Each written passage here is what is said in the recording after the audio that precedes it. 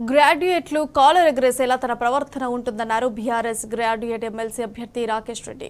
ఇది మామూలు ఎన్నిక కాదన్న ఆయన ఇది మేధావుల ఎన్నిక అన్నారు. ఈ తీర్పు రాజకీయాలకు దారి చూపేలా ఉండాలన్నారు.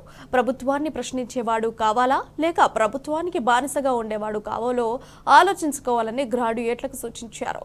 ఈ మేరకు ఖమ్మంలో నిర్వహించిన ఎన్నికల ప్రచారంలో రాకేష్ రెడ్డి పాల్గొన్నారు. మేధావులు, విద్యావంతులు, ఎంతో విచక్షణ కలిగినటువంటి వాళ్ళు, వివేకవంతులు వాళ్ళందరూ కలిసి ఓటు వేసి ఒక అద్భుతమైనటువంటి ఒక తీర్పుని ఇస్తూ ఉంటారు.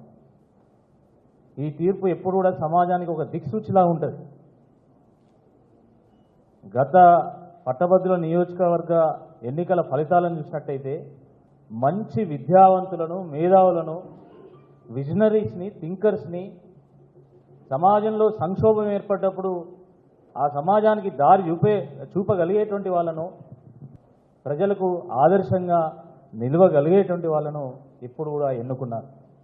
తప్పకుండా ఆ పరంపర కొనసాగించాల్సినటువంటి బాధ్యత విద్యావంతుల మీద ఉంటుంది. ఆ బాధ్యతను వాళ్ళు తప్పకుండా మంచిగా నిర్వర్తిస్తారని చెప్పి మాకు నమ్మకం ఉంది.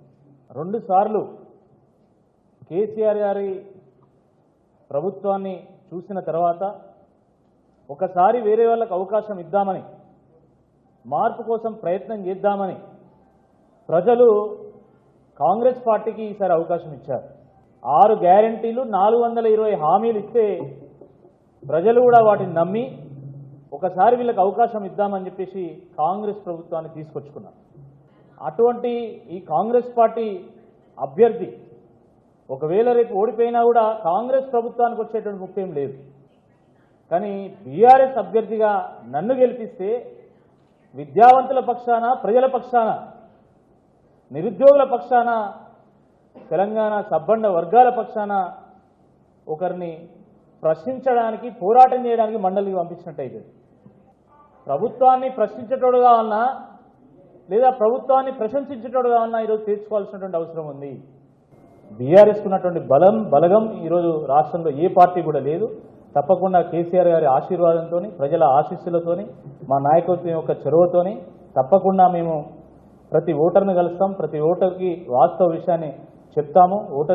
ఓటర్ యొక్క ఓటుని అభ్యర్థిస్తాం.